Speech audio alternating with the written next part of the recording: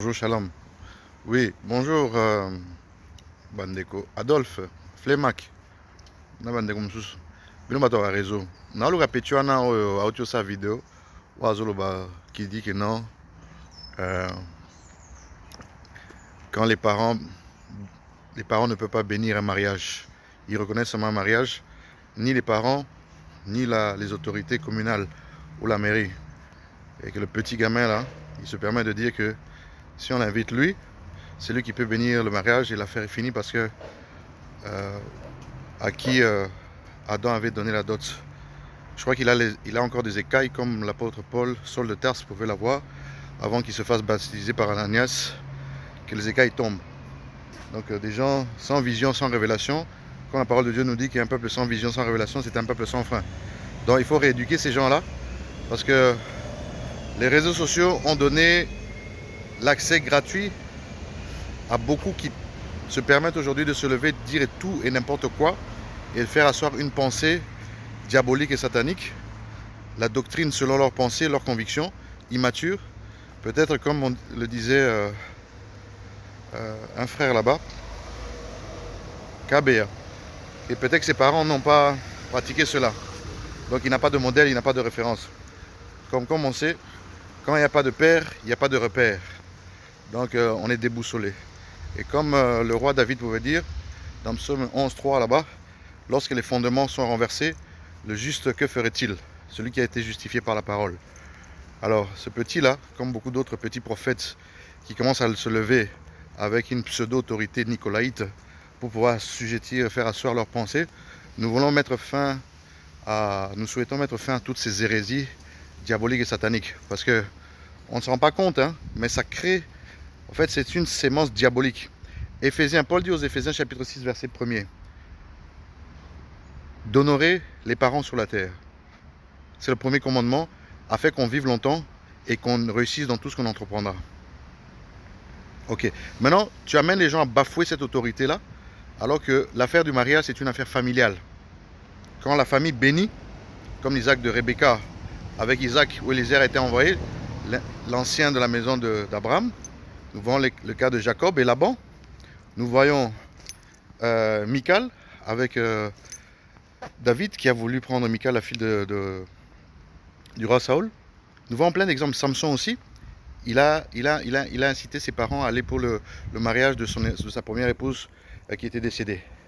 Donc quand ces gens-là se permettent de se lever sur les réseaux sociaux, faire guise de prédicateur, de prophète, et faire asseoir une doctrine comme ça, il ne faut pas le laisser. Parce que l'apôtre Paul nous dit dans Tite qu'il faut qu'il y ait des gens qui se lèvent selon l'enseignement qu'ils ont reçu du Seigneur, et pour réfuter les contradicteurs, pour fermer la bouche. Vous entendez? Dieu est amour, hein? Fermer la bouche des gens qui viennent altérer l'évangile. Pas comme s'il y avait un autre évangile, Galates chapitre 1er, mais qui viennent perturber, au fait, les gens. Donc, si toi, jeune prédicateur, tu veux amener la malédiction dans la vie des gens, peut-être dans ta vie c'était comme ça, mais il ne faut pas ramener ça dans la vie des gens. Parce que nos sœurs, nos frères grandissent, nos enfants grandissent, on a des filles, on a des garçons, et heureusement que nous sommes là comme des colonnes et appuis de la vérité, on ne laissera pas faire ce genre de choses. Mais arrêtez avec ces genres d'hérésie, parce que les réseaux sociaux vous donnent un accès gratuit à créer un compte avec un login, un password, et vous venez débiter des hérésies, des sottises, des colloquettes sauvages comme ça qui déforment les gens. Jésus-Christ est venu pour restaurer, pour rééquilibrer, pour redresser ce qui était courbé. Et ce n'est pas vous qui allez venir comme des petits agents du diable pour commencer à faire mal au corps du Christ. Il y a déjà des gens qui sont perdus, qui attendent la révélation des fils. Et aujourd'hui, vous venez maintenant faire opposition en maintenant semer des hérésies dans la tête des gens. Alors vous, la jeunesse, qui écoutez ce genre de personnages hérétiques, qui viennent dire des bêtises comme ça, demandez l'aide du Saint-Esprit pour vous aiguiller, pour vous orienter. Parce que ce n'est pas ce gamin-là, avec ses gros yeux là qu'il a ouverts, en disant que nous n'allons pas tergiverser. Bah, Français, on est coconoi, banolo, baron. Hein? Commencez à dire ici que non, nous n'allons pas tergiverser sur des choses de ce style-là, parce que c'est toi qui peux venir bénir mal. À ton jeune âge que tu as là, tu n'as même pas... Je ne sais pas comment tu peux te permettre même de venir dire des choses comme ça. Hein? Venir dire que non, les parents peuvent reconnaître, les autorités communales ou de la mairie reconnaissent, mais c'est l'Église qui bénit le mariage. Quelle Bible tu as lu, toi? Quelle révélation tu as de la Bible? Est-ce que tu es sûr que c'est comme ça? Tu n'as pas lu l'histoire des conciles écuméniques qu'il y a eu depuis le concile de Nicée en 325 avec l'empereur Constantin Ier et le concile de Trente avec le concile de Carthage et tout ça, tous ces conciles écuméniques qui ont renversé les fondements de la foi, de la doctrine. Hein?